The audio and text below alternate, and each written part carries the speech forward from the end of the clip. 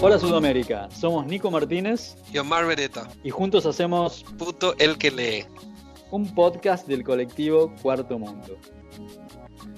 Para festejar los primeros 50 episodios de Puto el que lee, armamos este podcast sobre un conversatorio en el que participamos en Montevideo, en la Facultad de Psicología de la Universidad de la República. Le agradecemos de todo corazón a la amiga y aliade Diego Gervasini por la invitación a este espacio y a la compañera Daniela De Polsi de la Agrupación 58 de Uruguay por haber compartido el panel. En esta mesa explicamos qué es el colectivo Cuarto Mundo y contamos todo lo que aprendimos en las entrevistas que hicimos durante 2019 en Argentina, Uruguay, Paraguay, Bolivia y Perú.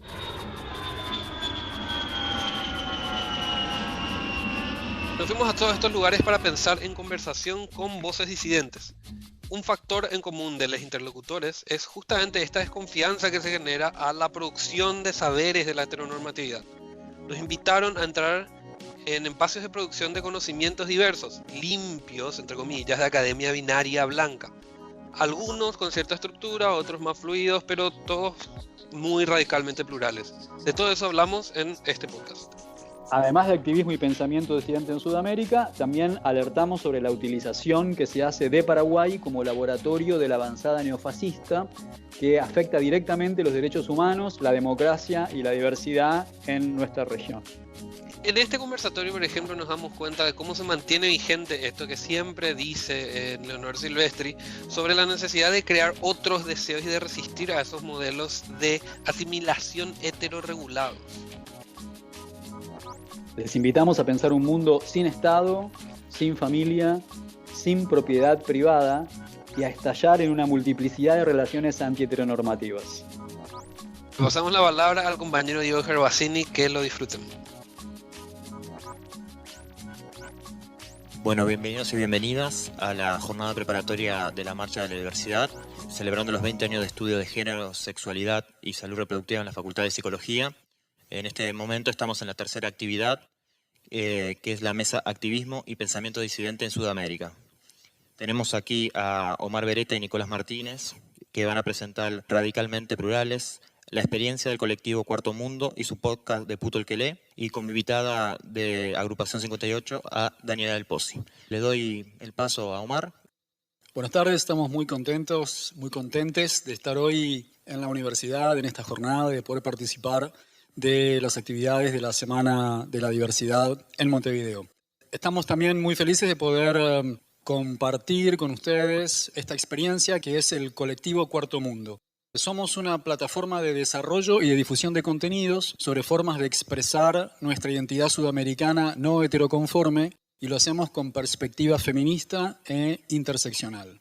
Lo que hacemos es tratar de generar contenidos propios y investigamos y registramos y difundimos sobre una gran cantidad de temas como activismo, justicia social, derechos humanos en cuestión de género, educación sexual, laicismo y memoria histórica de los sectores oprimidos. Coordinamos toda esa información y la compartimos en forma gratuita, democrática y masiva. Tenemos dos ejes principales que informan nuestro trabajo, que el primero es Rita Segato. Cuando empezamos a pensar en este trabajo, estábamos leyendo a dos mujeres que nos marcaron mucho el camino, principalmente Rita Segato en el sentido de que vivimos en una academia que está fatalmente marcada por el eurocentrismo desde su fundación y por el patriarcalismo desde sus prácticas. Por eso es que los lugares habituales de estudio y de reproducción del conocimiento se están haciendo un poco difíciles de transitar para nosotros. Otra persona que forma nuestro pensamiento también es Leonor Silvestri, que con su manera muy particular de expresar sus opiniones nos comparte que la heterosexualidad como régimen político nos hace creer que este es el mundo y que este es el mejor mundo posible y que las relaciones de organización entre los géneros, las relaciones económicas, todo esto es la única manera que siempre existió. Poniendo a dialogar a Rita Segato y a Leonor Silvestri, que no necesariamente dialogan entre ellas, pero que dialogaban con nosotros, nos propusimos tener un mundo radicalmente plural como meta y si no es interseccional, no es mi lucha. ¿De qué manera lo hacemos? Bueno, tomando las sugerencias de Segato pensando en conversación. Lo que hacemos es buscar voces disidentes, no heteroconformes, lo que deja dentro del campo a los heterosexuales no patriarcales, que sean radicalmente plurales y que sean críticos de las políticas de Estado o de los grupos de interés contrarios a la plena vigencia de los derechos humanos. Uno de los modelos sobre los cuales nos basamos es la plataforma Muy Guaso de Cochabamba, que es una plataforma independiente y autogestiva de creación y difusión cultural feminista. Y ellos nos enseñan que la lucha está en el lenguaje. Ese es nuestro campo de batalla. Por eso hemos prestado mucha atención al registro oral y a la difusión por medio de los podcasts. También tomamos como punto de partida el fracaso que nos señala la activista travesti Marlene Guayar cuando nos enseña que estamos en el fracaso de la paterno-maternidad, de la pedagogía, de las instituciones, en el fracaso de la heterosexualidad. Partimos de la hipótesis que este modelo capitalista, binario, heteronormado, blanco, académico, eurocentrista y del Estado-Nación fracasó. Y por eso desde Cuarto Mundo desconfiamos de todo lo blanco y de sus saberes y empezamos a buscar estos espacios que se están creando limpios de academia blanca binaria donde hemos podido empezar a dialogar. Para empezar, queremos compartir quizás la voz que ha sido más importante para nosotros en este viaje, que es la voz de Rosario Hakim, cuando le preguntamos en nuestra entrevista qué hay que hacer para descolonizarse. ¿En qué consiste la descolonización? ¿En qué consiste despatriarcalización? Consiste en dinamitar las marcas identitarias impuestas por la herida colonial. ¿Cuáles fueron esas dos grandes marcas? La marca racial, que creó al indio, y la marca sexo-género sexual, que creó a la hembra el macho, lo femenino masculino y la heterosexualidad. Esas dos grandes marcas es necesario dinamitarlas y dejar de centrarnos en la identidad como si fuera un hecho ontológico. Tú no eres tu raza. Tú no eres tu sexo, tu género, tu sexualidad. Tú eres muchísimo más que eso. Esas marcas son coloniales precisamente porque te reducen a la contingencia del color de tu piel. Te reducen a la contingencia de un pedazo de carne que tienes entre las piernas, o de un conjunto de roles o atributos, o de una reducción del deseo erótico. Tú no eres eso, tú eres mucho más que eso. Y por lo tanto, debemos liberarnos de eso y no perder de vista que las reivindicaciones de la emancipación no pasan por la identidad. Pasan por quién diablos se está apropiando de las riquezas del planeta. Mientras vos estás perdido en tus peleitas identitarias, que si eres blanquito, que si eres negrito, de qué color eres o qué cosita llevas entre las piernas, los poderosos del mundo se llevan toda la torta y te dejan en la miseria creyendo que eso es algo natural, que tú estés sumido en la pobreza, en la discriminación, en la igualdad, en la desigualdad, etcétera, como algo natural. No, señor. El problema fundamental no es la identidad. El problema fundamental de las luchas es por la riqueza de las naciones. Bueno, nos quedamos muy impactados y una de las primeras cosas que nos preguntamos es qué estábamos haciendo en la facultad leyendo Foucault en vez de estar leyendo a Rosario Hakim, ¿no? Rosario Hakim es doctora en Ciencias del Desarrollo de la Universidad Autónoma de México, hizo estudios de posgrado en Filosofía, Ciencia Política y Desarrollo Rural, publicó 8 libros de poesía y 10 de ensayo. En este sentido, tratando de alejarnos del saber de la autopista hegemónica, seguimos conversando con otros actores. Mostro y Alan son raperos transfeministas de Córdoba, de Argentina, que nos conmovieron mucho por la poesía de sus letras, por la experiencia de su música. Estamos trabajando para abolir al fucking trabajo. Yo no me creo toda esa mierda de que nos estamos deconstruyendo, porque con todo eso la singularidad se va perdiendo, disolviendo, diluyendo. Nos volvemos un poco homogéneos, reproduciendo todo eso del cariño que nos dicen o leemos. Yo prefiero amores a base de palabra, de acciones cotidianas, críticas. Les preguntamos cuál es el marco teórico que informa la acción de ellos. Nos contestaron, nosotros charlamos con nuestros amigues y leemos fanzines. Entonces empezamos a entender que era por estos lugares, por estos medios de colectivización de saber no ortodoxos, por donde teníamos que seguir haciendo nuestra investigación. Anthony FDS, La Polilla, es una activista no binaria peruana, que nos dice: a mí me vienen a contar que Monique Wittig dice que la heterosexualidad es una construcción política. 1800 años antes de que tu sacerdote plante una cruz en la cima de mis montañas, mis ancestras ya eran pansexuales, poliamorosas y no binarias. ¿Qué me vienen a contar ahora? Esta novedad europea que me vienen a traer, que nosotros ya lo hacíamos y que tuvimos que dejar de hacerlo después de que llegaron los españoles y la Iglesia Católica. En este avance de diálogos es que empezamos a entrar en otros contextos de análisis y nuevos grupos de intereses, como Grupe, que es un grupo de pensamiento que coordina mi compañero Nicolás Martínez en Paraguay, que se reúnen por fuera de los circuitos habituales de producción y de reproducción del saber, o Casa Libertad y Casa Bagre en Lima, o el colectivo Transitar en Paraguay, o Radio Nación Marica en La Paz, la colectiva feminista antifeminista de La Paz. Es decir, hay un enorme tejido de nuevas formas de producción de saber que a veces, demasiado distraídos por las formas hegemónicas, no le prestamos el valor que le debemos prestar y entendemos que es por estos caminos donde empiezan a haber algunas respuestas que nos interpelan.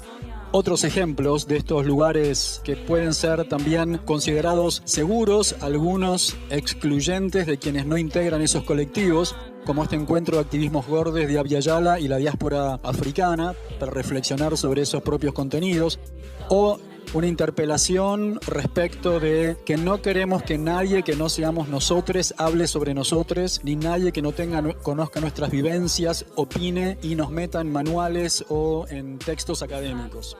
De hecho, en una reunión en uno de los colectivos en Asunción del Paraguay, una trabajadora sexual dijo: yo les pido que en esta reunión nadie que no haya hecho trabajo sexual hable de trabajo sexual. Lo que resume un poco el espíritu de la época. Una de nuestras entrevistadas, que es Vicu Villanueva, es una cantautora, activista, youtuber, en contra o no en contra, pero que no fomenta la vida dentro de YouTube, que ella tiene la característica de explicar con canciones muy sencillas conceptos filosóficos y de esta época muy abstractos, y tiene un tema que es disneyniente, que es cómo el paradigma heteronormativo que nos venden las películas no es el verdadero. ¿Cómo puede ser que nos siga tomando por sorpresa que una princesa tenga muchos príncipes, o que un príncipe se convierta en princesa, o que haya princesas que no quieran tener hijos, o que haya príncipes que no quieren tener sexo, o que haya personas que no basan su sexualidad en todas las cosas que le dice el resto? Que tiene 1.2 millones de visitas en YouTube, y ella interpela directamente a un segmento de la población adolescente y de la juventud. Con este trabajo llegamos a la conclusión de que había 3 elementos que desmantelar, que es la opinión que tienen en general toda la disidencia que nosotros hemos entrevistado. El primer elemento a desmantelar, que es el Estado-Nación y la Iglesia o las iglesias del Estado. Su presencia está en ese lugar. Este es tiempo para humillarnos ante ti, Señor. Reconocemos la gloria y majestad de tu presencia, Señor.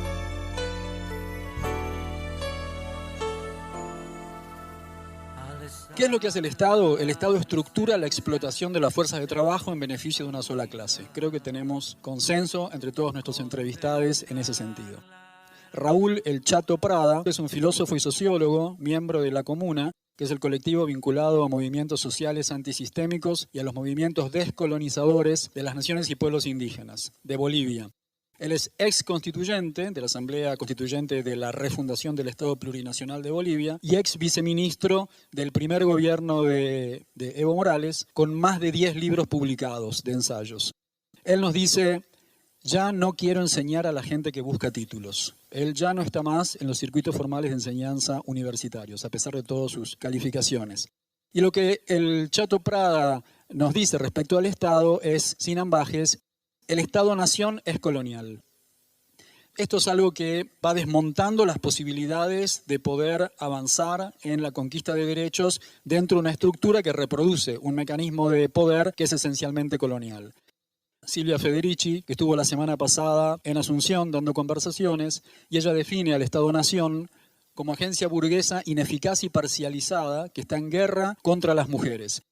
Y no es el momento ahora, no tenemos tiempo para hablarlo, pero da los horribles casos de injusticia que se dan con mujeres de escasos recursos que tienen, por ejemplo, un accidente de auto, y como hay ciertos estados de Estados Unidos que le otorgan derechos al feto, por haber estado en un accidente de auto embarazada, la mujer de bajos recursos queda presa por haber puesto en peligro la vida del feto. En ese sentido, Rita Segato nos llama a pensar en la justicia como uno de los déficits centrales de la modernidad colonial.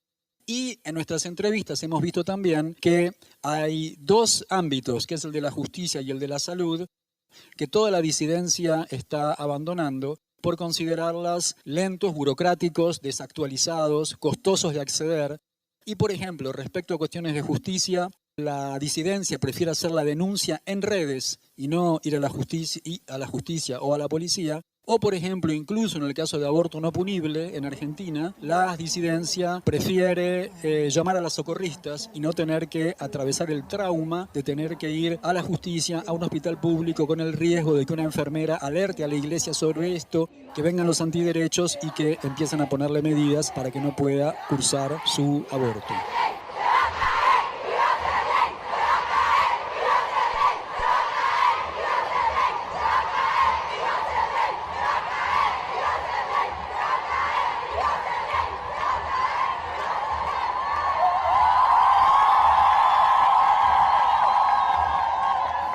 Una entrevista que le hicimos a Edgar Solís Guzmán, que es del movimiento Maricas Bolivia en La Paz y uno de los conductores de Radio Nación Marica, con respecto al término de nación, nos dice que el Estado-Nación promueve un nacionalismo homofóbico y de hecho en el Estado Plurinacional de Bolivia se percibe lo gay como un hecho neocolonial, desplazando a las identidades culturales indígenas en lo que se está trabajando para poder sanar esa herida. Gabriela Schwartzman, de quien ya vamos a hablar un poco más adelante, nos dice que el Estado-Nación es un producto del patriarcado y del capitalismo. Por eso, perdonen que doy tantos nombres, pero un poco la idea de esta presentación es hacer como una lista de cuáles serían todas las lecturas que no estamos haciendo, y por lo menos nosotros no estamos haciendo y que queremos compartir, y que dan respuestas. Raúl Prada, que mencionamos antes, nos dice que nos movemos en una ilusión de la ideología, que el Estado también es un fetiche, que al poder lo único que le interesa es reproducir los mecanismos de dominación, no importa si sean de izquierda o de derecha. Y por supuesto, como ya lo sabemos, inscribir ese poder en los cuerpos mediante la racialización y el heteropatriarcado. Francisco de Godoy es un curador, docente y poeta chileno marica racializado que dio seminarios en Asunción del Paraguay el mes pasado y que estuvimos estudiando con él. Es doctor en Historia del Arte y Cultura Visual y él nos enseña que es en los estados nacionales donde se engendra el racismo, la misoginia, la homofobia y el eurocentrismo. Otro activista que se considera marica no binaria es performer, ensayista, J. Mombasa, afrobrasileña, que escribe, performa y hace estudios académicos en torno a giros descoloniales. Habla de la violencia como eje en torno al cual gira el mundo humano blanco moderno. Por eso toma la metáfora conceptual del mundo como herida y ella lo que propone es no ya una redistribución de la riqueza, sino una redistribución de la violencia como forma de revertir este sistema de la colonialidad que es un mundo fundado en el apocalipsis ajeno como condición de creación de ese mundo propio. También no podemos olvidar que los estados-nación que surgen después de las guerras de la independencia no fueron un proyecto popular independentista con un proyecto político como fueron los movimientos indigenistas de, por ejemplo, Túpac Amaru y Túpac Katari, sino que fueron los movimientos que respondían a intereses económicos de una burguesía criolla que quería dejar de tener el monopolio del comercio español. De modo que, quizá por eso también, las propias fronteras, nuestros propios bordes, siguen las fronteras que existían en los territorios virreinales. Por eso la independencia solo trajo libertad económica y política a la burguesía criolla, pero no trajo libertad espiritual. La prueba de que esto no era realmente pensado para el interés de todos los habitantes de estos territorios es que nos quedamos con la religión colonial. Para haber hecho un cambio realmente de libertad, tendríamos que habernos liberado no solamente de los colonizadores, sino también de su lengua y de su religión. Eso por mí, no se olviden. Muchas gracias. Ahí está entonces, Marisol, una pequeña oración del Papa Francisco, ovacionado por todos los que se han hecho presentes aquí, y ya precisamente... Por eso el Chateau Prada lo llama republiquetas oligárquicas, a estas repúblicas y fronteras que existen en estos territorios. Tendríamos para hablar una hora más sobre aspectos de la religión, pero queremos dar solamente una imagen más, que es la de Manuel Alviso, que es un artista plástico y performer paraguayo que también entrevistamos, que nos recuerda que vivimos en una sociedad que todavía se asusta por un simple color. Gran parte de su obra es militar a través del color rosado, y su exposición, que acaba de terminar en Paraguay, pero que les recomendamos que la sigan en Instagram y en las redes, es una exposición basada en todo el daño que nos hace la Iglesia. Para terminar con un poco con esto de Estado y religión y las religiones de Estado, también entrevistamos a Gaela Cari Contreras, que es una activista, una mujer trans, afroserrana, chola, precaria, joven, feminista y luchadora ruralista de Perú, que reivindica la cosmogonía andina. Ella es pachamamista y deplora la fijación evangelizadora de la colonia, que buscó silenciar la diversidad del mundo inca y pre-inca, un poco ligándonos con las primeras manifestaciones de Anthony F.D.C. Polilla cuando critica a Monique Wittig. Bueno, pasamos al próximo tema a desmantelar. Dijimos que era Estado, familia y propiedad. Bueno, más o menos dimos un pantallazo de Estado. Ahora pasamos a familia. Estamos hablando de formar un nuevo paradigma de vida colectiva. ¿Qué es la familia? La familia, como la conocemos, es la unidad fundamental del patriarcado. ¿Y qué función tiene? Es la socialización temprana y diferencial de las niñas y el mantenimiento de las mujeres en estado de subordinación. Eso es lo que es la familia para las voces disidentes que nosotros hemos entrevistado. Tenemos un análisis del comunicador argentino Franco Torquia. La familia, una de las peores instituciones del Estado. El bullying que hacen los niños se lo enseñan los adultos en las familias heterosexuales binarias. Nos enseña Erwin Sokol, un activista LGBT de Paraguay. Y también que el odio a la diversidad, el odio a las personas gordas que los chicos tienen, y sus padres dicen, son cosas de chicos. No, no son cosas de chicos, son cosas que los padres heterosexuales de familias binarias les enseñan a los niños y los niños lo reproducen. Sofía Tramasayes es la secretaria de Juventud del Sindicato de Trabajadoras y Trabajadores Sexuales de Argentina. Ella se pregunta por qué el feminismo ataca tanto a las putas y no se mete con el matrimonio heterosexual, que es la institución más opresiva del patriarcado. Lucas Fauno es un activista, es periodista, escritor, performer, puto y capricorniano. Es un gran amigo de la casa, de nuestro colectivo. Y en la entrevista que le hicimos, hablando de los riesgos que tenemos la disidencia de heteronormarnos, él dice: yo no luché por nuestros derechos para que dos putos pelotudos puedan casarse y sacarse la foto como si fueran dos heterosexuales pelotudos. Leonor Silvestri también dice: la hegemonía te permite ser diversa en tanto seas igual, casate. Como que, bueno, está bien, por lo menos casate, ¿no? Que es una manera de heteronormarte. Y ellos nos llaman a reflexionar sobre el desafío que es que con las conquistas de derechos no repliquemos modelos de familia heteronormadas, que es esta trampa del asimilacionismo que es integrar desintegrando. Analía más, un día vamos a tener aeropuertos, calles y estadios con su nombre y estatuas. Ella es la madre de la ley de identidad de género, de la ley de matrimonio y de la ley de aborto de Argentina.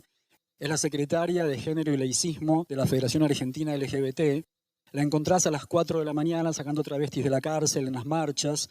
Y Analía más nos cuenta, ¿no?, que en Argentina tuvimos que dar en 2010 el debate por la ley de matrimonio igualitario y casi se pierde, se ganó por muy pocos votos, pero con eso se logró sensibilizar sobre todo a la burguesía de clase media respecto de este tema, y solo fue así que 2 años más tarde se pudo votar la ley de identidad de género por unanimidad.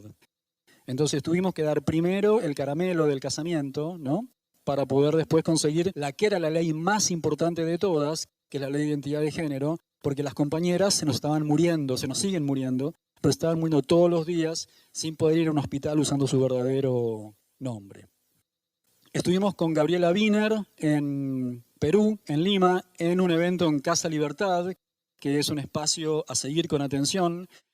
Gabriela es una escritora peruana, cronista, poeta y periodista. Vive en una relación poliamorosa con una mujer y un hombre y están maternando a 2 hijas en este esquema. Dieron una charla con su compañera y con su hija mayor, que acaba de asumirse o de identificarse como persona trans no binaria. Y lo que nos dice Gabriela Wiener es que nadie debe querer ver su vida reducida a la familia nuclear en el sentido de depender económica y afectivamente de una sola persona. Solamente decirlo así ya hace que no suena razonable, nos dice ella. Y su compañera habló del trauma de maternar sola, parir, lactar, criar sola, y de que en la mayoría de los hogares binarios heteronormativos, un niño vive solo o con 2 adultos solamente, con un hermanite, cuidado por una tía o por una abuela con suerte, pero llama a revivir la experiencia de hacerlo en un ambiente afectivo colectivo con otras mujeres, donde las niñas no son de la mamá y el papá, sino que son de la comuna, de la colectiva. Incluso están reformulando, siguen hablando de familia, esta es mi familia, para mostrar una familia diversa, pero están poniendo en crisis el concepto de usar esa palabra que refiere a algo considerado tan opresivo para reflejar las formas colectivas de vida sexoafectivamente responsables que ellas están formando. Estuvimos en la ciudad de Rosario, en el Festival de Pensamiento Contemporáneo. Uno de los temas que es la crisis que vivimos tuvo que ver con esto, con amores y con los paradigmas de familia, donde también estuvo Gabriela Wiener. Alejandra Benz llamó a construir otros espejos que nos permitan desear múltiplemente. Y Camila Sosa Villada dice, los amigos valen mucho más que la pareja.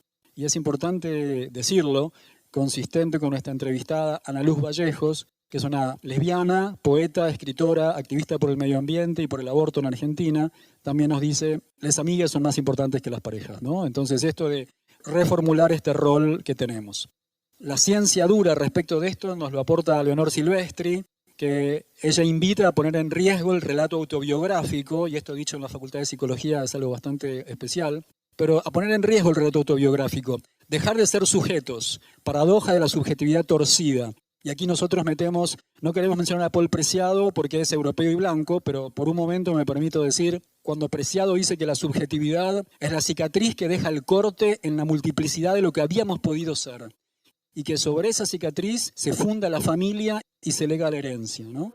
Entonces, volviendo con Silvestri, para liberarnos de esa herida, que es habernos asignado sexo al nacer, por ejemplo, ¿no? Que pongamos el riesgo del relato autobiográfico, que olvidemos que tuvimos familia, que abandonemos la comodidad del hogar, de la familia, de los binomios y de la trascendencia, combatir en nosotras el universal o la especie a la que fuimos asignados, mujer, blanco, occidental, lo que fuere, contra el dictum de que todo lo que cae fuera del amor romántico es promiscuidad, y crear una comuna para quienes habitan la diferencia como único hogar posible. Estamos aprendiendo y no hay postas en las formas de querernos, ¿no? Lo vamos construyendo, aprendimos a mostrarnos, a ocultarnos, a acostarnos en el pasto, en el patio de cualquier lugar. Porque el mundo es nuestra casa, somos nómadas como venganza, como propuesta con las alianzas. Hacer rancho, crear manada, crear morada de lobas solitarias, mantenernos enamoradas de la bienvenida y el desapego. Cuando nos vamos despidiendo hasta que pinte un nuevo encuentro, hasta que pinte un nuevo encuentro, ¿o no? Ya vimos Estado y familia y ahora pasamos a propiedad, que voy a ser muy breve con esto.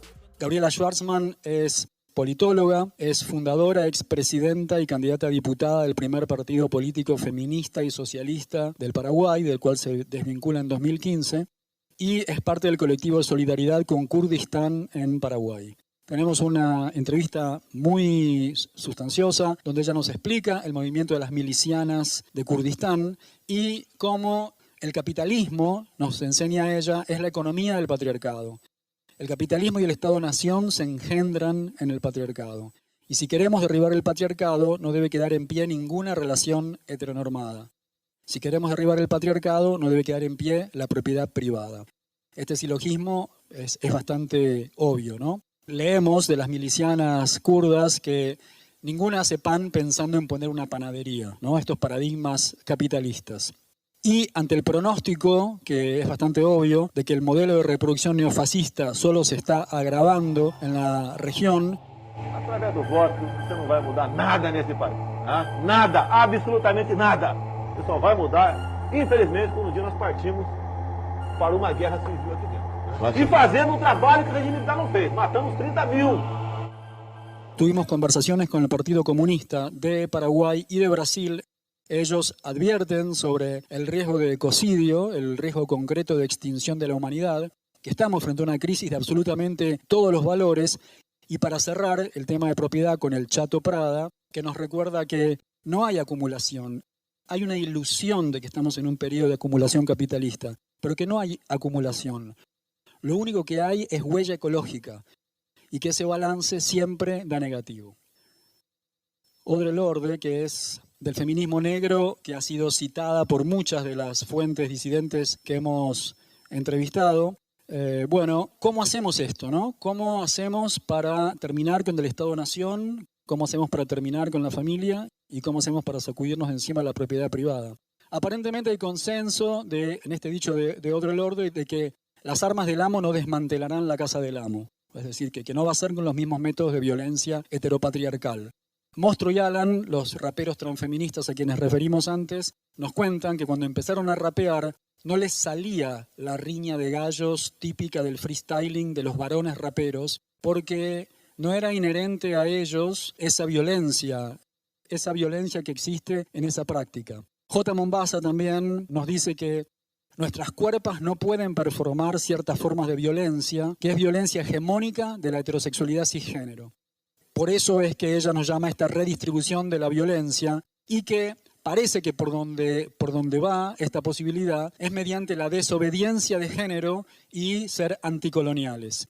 Que esto nos lleva de vuelta a Rita Segato en el discurso de la inauguración de la Feria del Libro de Buenos Aires de este año, donde ella habla de una serie de desobediencias a tener en cuenta para poder mover.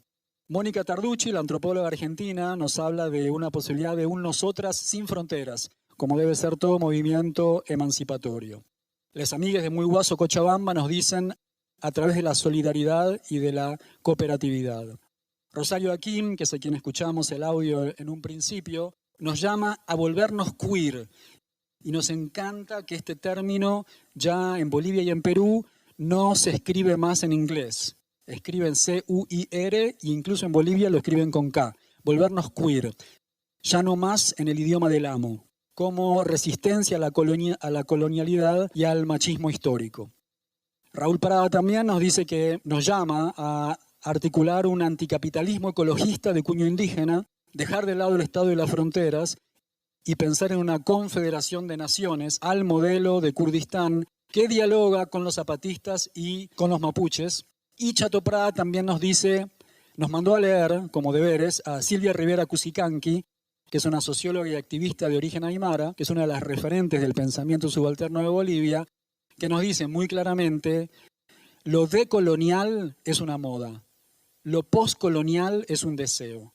Lo único que hay es lo anticolonial, que es una lucha. Gael Policano Rossi, argentino, es un poeta, escritor, dramaturgo y astrólogo, que esto tiene de feliz no tener que estar enrolado en una sola línea académica, sino poder ser un pastiche o un collage de distintos saberes. Y él nos dice: es tiempo de nutrir nuestra cabeza para expandir nuestra realidad y hacer posible lo imposible. Y esto no es un poema, esto es un pronóstico astrológico que él hace para nuestro tiempo, ¿no? De modo que los astros están de nuestro lado. Tenemos la posibilidad de construir una vida sin el aparato heteronormativo opresor propio del Estado y de la religión. De lo que se trata es de inaugurar una nueva era en la historia y de desmontar el orden político patriarcal. A nosotros nos gustaría terminar con unas palabras de nuestro maestro Jorge Nico Reiter, que es que estamos a punto de liberarnos del lastre heteronormativo y patologizante. Estamos por descubrir el alivio de pensar. Muchas gracias.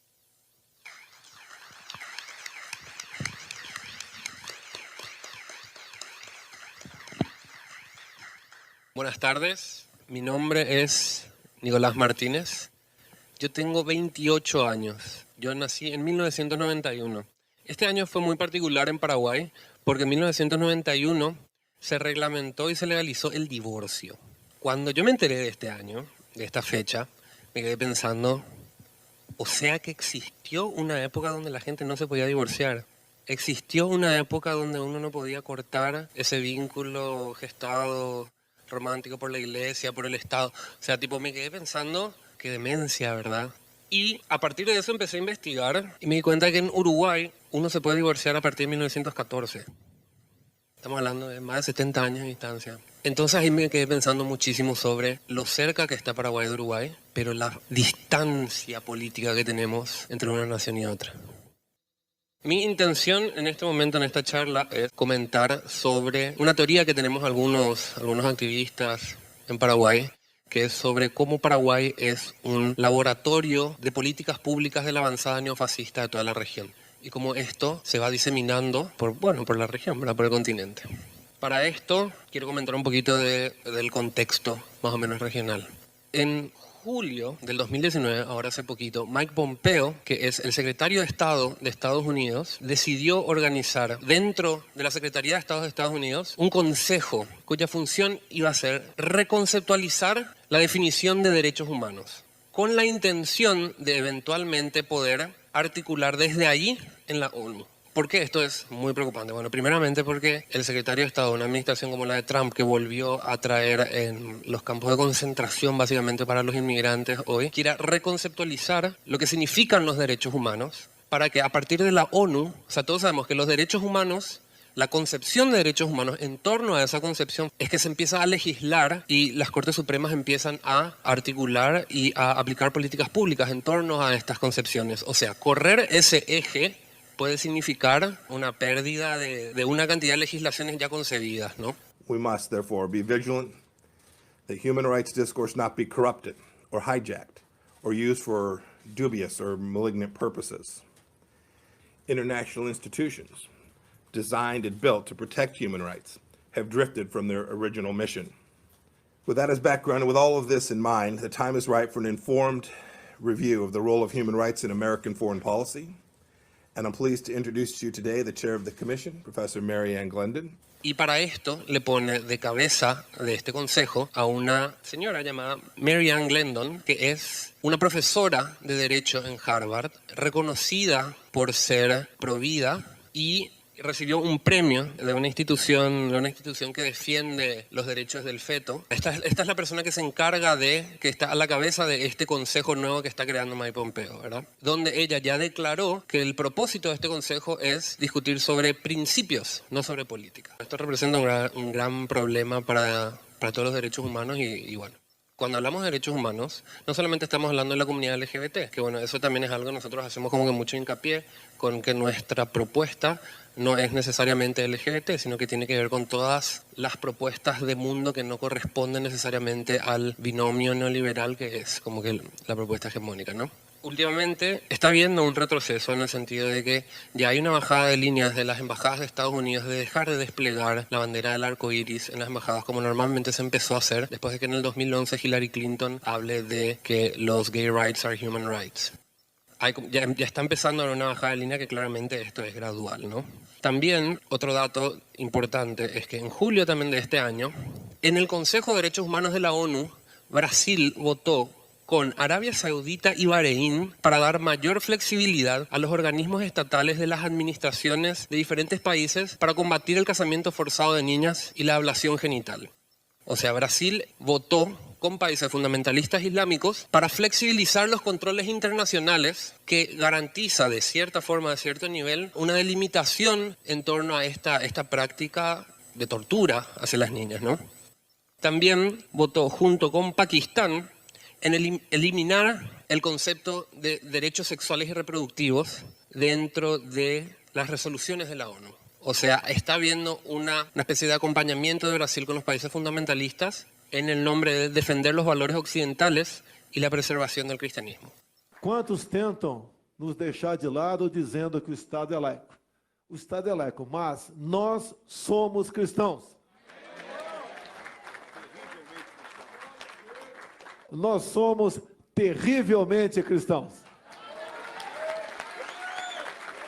Eso es en Brasil. Bueno, y considerando también los vínculos recientes que se descubrieron entre la familia de Jair Bolsonaro y los asesinos de Marielle Franco, que es la concejala de Río de Janeiro, afrodescendiente y lesbiana, sumado a las constantes amenazas y hostigamientos que recibía Jim Willis, el diputado de izquierda y homosexual, por lo cual tuvo que excluirse y renunciar a su bancada dentro del Congreso, y también el intento de censura dentro del marco de la Bienal del Libro de parte del alcalde evangelista Marcelo Clivela. Nos están hablando de una avanzada de uno de los países que es una potencia económica dentro de la región, que se suma a estas manifestaciones de fundamentalismos evangélicos de Estados Unidos. Bueno, en Argentina, el Frente Unite por la Vida y por la Familia en Santa Fe recibió 250.000 votos y lograron meter seis personas, o sea, 6 bancadas dentro de la Diputación. La cabeza, la mediática, Amalia Granata. No, pero ahí, ¿ves? Ahí está es clandestino, pero cuando la mujer muere, tiene que haber un acta de por qué se murió. Mujeres que mueren por aborto al año deben ser unas 20, 28. Pero tras de ella, CEOs y pastores evangélicos con mucho poder y mucho caudal económico, presidente. Este es un pantallazo un poquito regional, o sea, podríamos empezar a hablar también sobre Bolivia, sobre Perú, bla, bla, pero quería dar como que unos ejemplos sobre el contexto desde el cual Cuarto Mundo y Puto el que lee se desarrolla, ¿verdad? Todo esto son procesos, son características bastante preocupantes, ¿no? Bueno, yo soy paraguayo. Todo esto en Paraguay no solo que nunca dejó de ser así, sino que con estos tiempos se profundizó. Y para eso quiero citar unos ejemplos para poder elaborar esta tesis sobre que Paraguay como un país laboratorio de la avanzada neofascista de la región. Son 3 ejemplos. El primero, el juicio político absolutamente irregular que se le hizo al único gobierno democráticamente electo que no fue colorado en los últimos 60 años del Paraguay, que fue el gobierno de Fernando Lugo, donde a través de un libelo acusatorio con muchos agujeros en argumentales y en un proceso que duró 24 horas, destituyeron a un presidente, al único presidente no colorado de los últimos 60 años del Paraguay. Conforme al resultado de la votación nominal, se declara culpable al acusado Fernando Armindo Lugo Méndez, y por lo tanto queda separado de pleno derecho de su cargo. Hoy no es Fernando Lugo el que es destituido. Es la historia paraguaya, su democracia, la que ha sido herida profundamente, en la que han sido transgredidos todos los principios de la defensa, de manera cobarde, de manera alevosa. Como segundo ejemplo, desde el año pasado, 2018, en Paraguay, el ministro de Educación prohibió todo material con contenido en la palabra género de la malla curricular del Ministerio de Educación y para todas las entidades públicas. Y el otro problema es cuando se habla de los derechos sexuales y reproductivos. Entonces de ahí saltan a que uno tiene el derecho a decidir quién ser, quién no ser, porque la ideología de género sostiene que el género es una construcción social que si es que lo analizamos objetiva y fríamente hasta parecería un término razonable. La pregunta es si tenemos que enseñar ideologías en las escuelas o no. Y ahí es donde yo dije, de ninguna manera. No podemos enseñar ninguna ideología en las escuelas, no podemos enseñar a ser colorados, liberales, no podemos enseñar.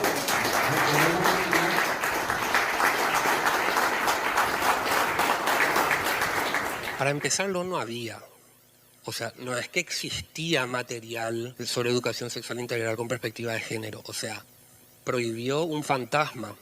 Porque claramente esta ordenanza tenía una función declamativa y populista, ¿no? Que le hablaba a ciertos sectores sobre la propuesta ideológica de la corriente del ministro, ¿no? Que está hoy en día queriendo lograr postularse para presidente. Cuando hubo todo este debate en Paraguay, la diputada Olga Ferreira, que es una diputada conservadora, como básicamente el 95% de los diputados en Paraguay, llamó a una audiencia pública donde le citó al ministro y a diferentes organizaciones sociales para tener un debate interno dentro del Congreso, para exigirle explicaciones de por qué había materiales con ideología de género, que es este fantasma que inventaron, dentro de las instituciones educativas. Que no había. Desde los movimientos sociales y de las organizaciones militantes o activistas nos quedamos mirando, o sea, tipo, ¿de qué están hablando? O sea, están debatiendo algo que nunca existió. Entonces, el ministro de Educación entra a debatir con estas organizaciones sociales, a lo que el ministro de Educación declara: si hubiese materiales con ideología de género dentro de las instituciones, yo mismo quemaría con ustedes esto en las plazas públicas. Este fue el ministro de Educación de Paraguay el año pasado. Esto podemos relacionar un poco con lo que intentó hacer el alcalde en la Bienal del Libro, tratando de censurar un cómic donde dos hombres se estaban besando. El tercer ejemplo es sobre una ley que rige en Paraguay desde el 2017, en donde uno puede registrar la identidad del feto no nacido dentro del registro civil. O sea, desde el 2007 es ley en Paraguay que uno pueda registrar con nombre y apellido la identidad de un feto que todavía no nació. Y esto bajo argumentación de para las madres que pierden a sus bebés antes de tiempo, pero también claramente habla de una concepción en donde otorga un grado de humanidad y de vida a un feto que todavía no nació, que claramente es una muralla enorme, queda como precedente por una muralla enorme para una próxima ley sobre interrupción voluntaria del embarazo. Estos son los tres ejemplos que cito para poder comprobar un poco esta tesis de Paraguay como avanzada neofascista. Pero de lo que quería hablar un poquito es sobre la propuesta de Cuarto Mundo en torno a esto. Cuarto Mundo busca hacer una propuesta justamente que hace eje en lo que pretendemos y nuestra visión y nuestra propuesta y proyecto político de humanidad. Nosotros creemos, tomando, por ejemplo, Silvia Federici concentra toda su labor teórica en identificar las razones por las cuales se le atribuyeron los roles hogareños a las mujeres dentro del componente, dentro de la perspectiva marxista de la sociedad, ¿no? En su propuesta teórica, de lo que ella habla es de cómo las atribuciones de las tareas de hogar para las mujeres fue completamente necesario para el desarrollo de lo que hoy entendemos como capitalismo y neoliberalismo. De cómo la identidad de las mujeres fue construida en función a un sistema económico y que esto, haciendo alianza con un sistema cultural, penetró profundamente en nuestras subjetividades. ¿Esto qué nos da a entender? Que nuestras identidades marcadas, justamente, como decía Charo Hakim, la herida colonial lo que hizo fue determinar nuestras identidades y delimitar en función a un sistema y a un proyecto económico. Para crear al heterosexual se tuvo que crear al puto, para crear al hombre se tuvo que crear a la mujer, y a cada uno de estos se le dio roles, atributos, una función y un lugar dentro de la sociedad que responde a un sistema económico que hoy nos oprime y nos limita en todo nuestro obrar. Cuarto Mundo propone una subversión identitaria, identificar exactamente que esto no significa no reconocer los elementos propios de nuestra cultura, sino todo lo contrario. A partir del reconocimiento propio de nuestras culturas, lograr correr el eje y a partir de correr ese eje, lograr voltear el sistema que nos ubica en función de nuestra identidad por debajo de otras y genera esa articulación jerárquica, ¿no?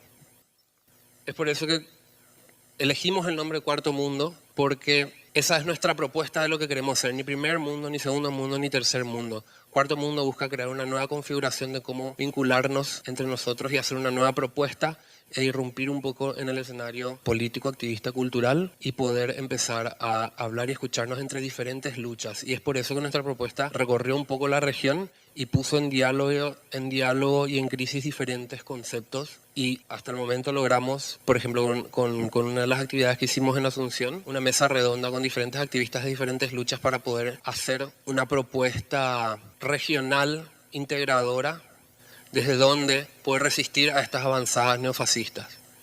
Porque mientras nosotros nos seguimos delimitando, ellos siguen avanzando, porque ellos sí que no dudan ni tienen estas disputas identitarias. Eso es un poquito de lo que quería comentar sobre lo que es Cuarto Mundo y un poquito sobre el contexto, desde dónde nosotros hablamos y cuál es nuestra propuesta. Y también un poquito sobre lo que implica para un paraguayo estar en el centro de una región que en mayor o menor medida tiene elementos de vanguardia como matrimonio igualitario, en la identidad de género, ya en Argentina, en Uruguay, en Brasil, y cómo es que los movimientos conservadores en Paraguay se anteponen a partir de las cosas que ya se fueron desarrollando en los países vecinos. Nosotros no tenemos una ley, ni siquiera tenemos una ley en contra de toda forma de discriminación. En Paraguay te pueden echar por ser homosexual sin tener que darte ninguna explicación. Tenemos esta ley de la 2007 en la que se le inscribe a los fetos antes de que nazcan. Tenemos 2 niñas menores de 14 años pariendo por día y tenemos una prohibición de la palabra género dentro de los elementos de la malla curricular educativa del sistema público. Comentar un poquito eso y la propuesta de Cuarto Mundo y en función a qué nos construimos. Muchísimas gracias.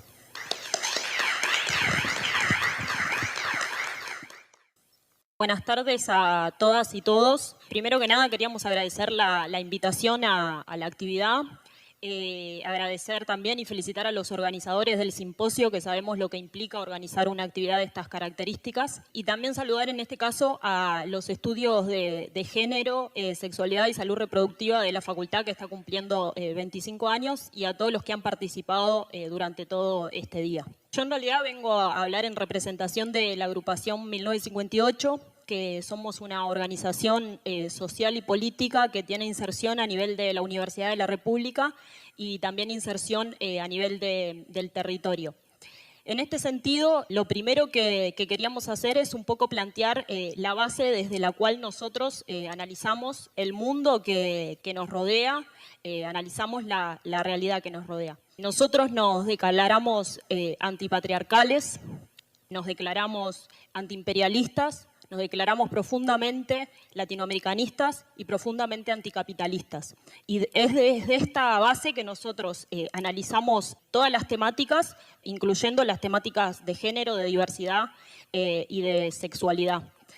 Como agrupación son diversas las actividades que hemos desarrollado vinculadas a la temática, tanto a nivel de facultad como a nivel social. Hemos militado y luchado en función de la conquista del matrimonio igualitario en Uruguay, la conquista de la ley del aborto, más recientemente de la ley trans.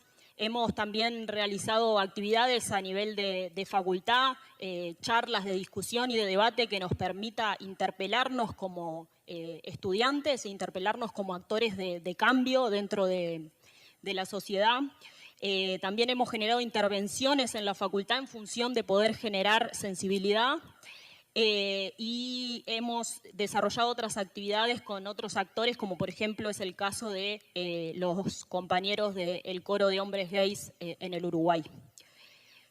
Entendemos que las temáticas de género, de diversidad y de sexualidad son temáticas centrales que deben estar en las agendas de todas las organizaciones del campo popular, deben estar en las agendas políticas y también en las agendas académicas. Y en este sentido también nos parece importante poder analizar el cómo se ha llegado a avanzar en función de los derechos conquistados a lo largo de estos 20 años, digamos, tanto a nivel del Uruguay como a nivel de América Latina. Y nosotros entendemos que para que se configuren y para que se generen las condiciones objetivas para poder avanzar en estos derechos, hay 3 elementos que son fundamentales. Uno de ellos tiene que ver con la existencia de gobiernos populares que gobiernen en función de las necesidades populares y que generen esas condiciones, que generen políticas públicas en pos de eso. Como segundo punto, entendemos, y el más importante para nosotros, entendemos que es la base fundamental, es la organización, movilización de las organizaciones sociales, las organizaciones del campo popular. Y vinculado con el primer punto, si bien la existencia de gobiernos populares ayuda o favorece o genera las condiciones, no hay ningún partido político, ni ningún legislador, ni parlamentario que haya puesto en la agenda estas temáticas, sino que hemos sido las organizaciones sociales, las organizaciones del campo popular que hemos impulsado, que nos hemos movilizado en las calles para generar estas conquistas. Y como tercer punto, es el rol que cumple la Academia y la Universidad de la República en el caso de Uruguay como institución, por un lado, la encargada de la formación de los futuros profesionales que van a incidir en la realidad, que van a incidir en el sistema de salud, que van a incidir en el sistema educativo. Y en ese sentido entendemos que es central entender que la universidad debe formar profesionales en función de justamente los intereses populares.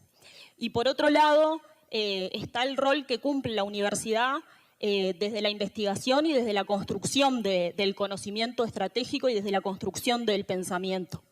En este caso es lo mismo. La universidad debe construir conocimiento estratégico en función de los intereses populares y no en función, por ejemplo, de las multinacionales, como pasa en muchos casos. La Facultad de Psicología ha cumplido un rol importante en la construcción del conocimiento estratégico en este sentido. Estamos hablando que la facultad está cumpliendo 25 años, la facultad no, los estudios de género está cumpliendo 20 años, me pasan en la cucaracha, ahí va. Y entendemos que esto es fundamental. Entendemos que seguir avanzando en la construcción de los cambios de la matriz de pensamiento, en los cambios de los paradigmas, es lo que va a hacer que a nivel de sociedad eso genere una repercusión de los cambios culturales, de los cambios de pensamiento que nos pueda permitir seguir avanzando en las conquistas de los derechos. Por eso entendemos que estos tres elementos se deben articular entre sí y deben generar las condiciones objetivas para seguir profundizando los cambios que necesitamos como sociedad. Nos parece importante también plantear, como planteaban los compañeros anteriormente, que si bien se han generado muchísimos avances, hoy nuestra región, nuestra América Latina, vive un retorno del neoliberalismo, un retorno de una derecha fascista, reaccionaria y conservadora, que básicamente viene a imponer una cultura del odio, una cultura del miedo y de la violencia, y viene a arrebatarnos los derechos conquistados. Viene a oprimir básicamente a los que hemos sido históricamente oprimidos, y en esto entramos las trabajadoras, las mujeres, los niños y también las poblaciones LGBT y más. Bueno, en este sentido es que vivimos un momento de resistencia como región. Tenemos un rol fundamental las organizaciones populares en función de resistir, pero no únicamente quedarnos en esta resistencia, sino que es fundamental resistir y generar las condiciones objetivas para profundizar y para cambiar de raíz este sistema capitalista en el que vivimos. Digamos, nosotros dijimos al principio que nos declaramos anticapitalistas porque entendemos que la única forma de construir una sociedad donde todos los seres humanos nos podamos desarrollar de forma plena y podamos construir una felicidad plena es a través de la transformación estructural del sistema capitalista.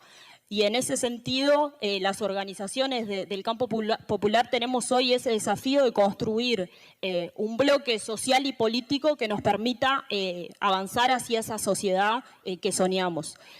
Al decir de Rosa de Luxemburgo ya hace muchos años, pero que es algo que sigue más vigente que nunca, debemos caminar hacia la construcción de una sociedad donde seamos socialmente iguales, humanamente diferentes y totalmente libres. Muchas gracias.